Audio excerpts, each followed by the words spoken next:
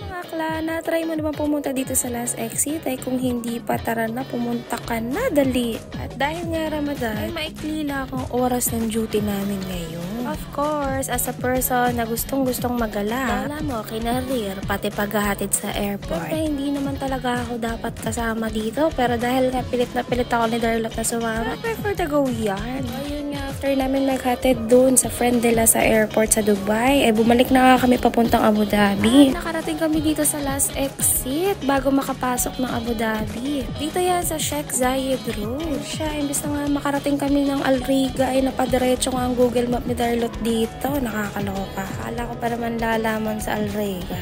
But anyways, worth it naman ang pagdaan namin dito sa last exit dahil napakaganda. Instagrammable. Ay, yung mga boys natin, pang model yarn. Napakaganda nga dito sa last exit, yung way papuntang Abu Dhabi. Pasok mo, akala mo, usual park lang siya. So ayun, nilibot-libot namin, may mga kainan nga. Pero na-realize nga ni Saynard na ito palang truck na to ay talagang truck. Hindi lang siya basta gulong, kundi nakataob na truck na ginawang shop sa loob. So sa loob nga niyan, makikita mo nga yung reception. Ay, hindi pa yung reception ng kasal ko. So sa tuwa ko nga ay siya. Pasok ko nga naman ng CR. Ganito ang CR ng girls. So diba, bongga?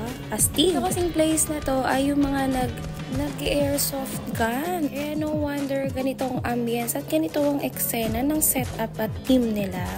Client yung lababo para ako nasa loob ng isang online game. Kasi naman yung lababo. Astig, diba? Siyempre, tapos na ako umihi. Lumabas na nga ako dahil gusto ko na mag-pecture. Ayun, hindi ko alam kung anong purpose na isang CR na to. Pero hindi ko na siya pinasok at lumabas na. Other na to akla na gustuhan ko nga. Kasi bongga to pag kumuha ka ng picture. Tapos feeling ko, ito yung waiting area ng mga maglalaro ng airsoft gun. Dahil nga gabi na at wala rin naman akong hilig sa paglalaro ng airsoft gun, papakita ko na lang sa inyo yung reception. At ayan din yung exit. O diba? Ayan yung pinakaloob niya, guys. Tuwang-tuwa nga ako dito dahil nagandahan nga ako dito sa place. Lumabas nga kami at hahanapin namin yung mag-ama. Dahil nga gusto naming makita nila yung kung anong meron sa loob. Kakaalala ko, hindi ganito yung last exit dati. Hindi ko lang alam kung kailan ako huling nagpunta dito. Pero hindi ako sure kung ito yon or yung sa kabila.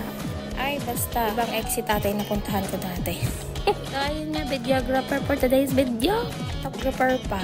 Tawa nga namin sa place, mga 1,000 picture. Charot. Ayun nga, pumasok nga yung mga siga sa loob at gusto nga nilang makita yung loob. Pero ang unang diretsyon ngayon ay sa loob ng CR dahil doon ang pinaka-astig.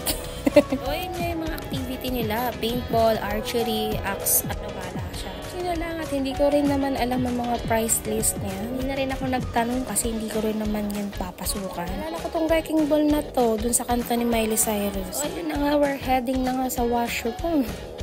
Gusto lang namin iyabang ni Darlot yung nakita nga namin sa washroom dahil astig nga. Doon sa mga makaka-appreciate ng ganitong theme, ay siya matutuwa kayo dito.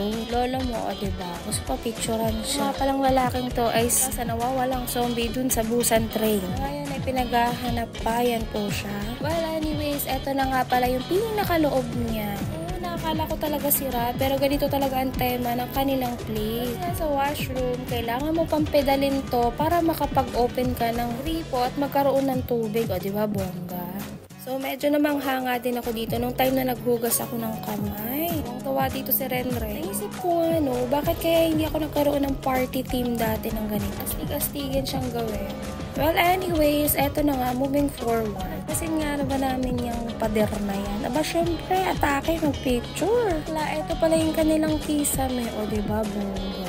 At dahil nga nalibot na nila ang loob ng CR, kami ay lumabas na at ayun, we're heading na nga papunta doon sa labas. Ito pala yung entrance niya. Dahil nga medyo late na, ay nagkayayaan na nga kaming umuwi.